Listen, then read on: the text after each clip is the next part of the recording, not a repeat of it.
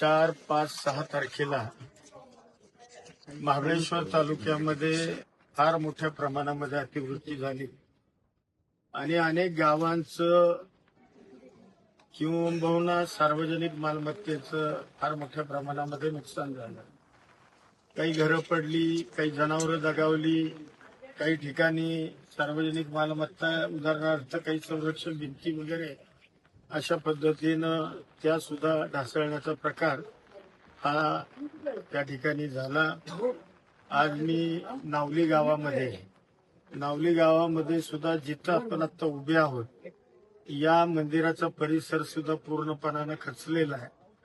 त्याचबरोबर जी पाण्याची टाकी गावची आहे त्या टाकीच्या लगतचा भाग हा सगळा कोसळून गेलेला आहे आणि त्यामुळं उद्या भविष्यामध्ये ही टाकी कदाचित पडून एखादी दुर्घटना होईल का काय अशी परिस्थिती निर्माण झाली.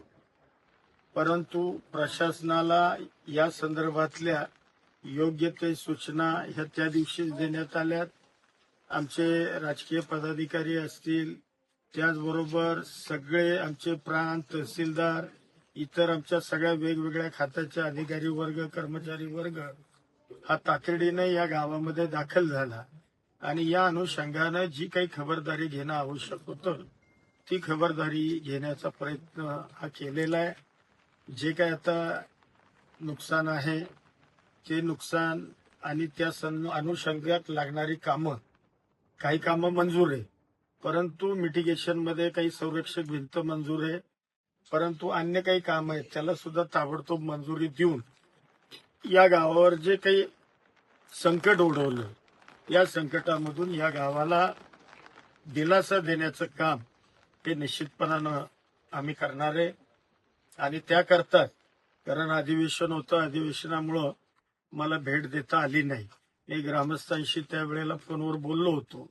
त्यांनी मात्र सांगितलं होतं की बाबा आत्ता जरी नाही आला आणि अधिवेशन झाल्यानंतर तुम्ही आला तरी चालेल.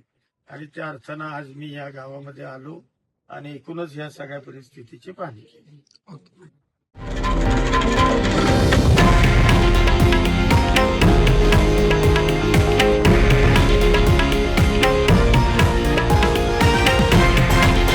हे आहे देशातील नंबर 1 न्यूज नेटवर्क आणि आपण पाहत आहात TV9 मराठी, एकमेव.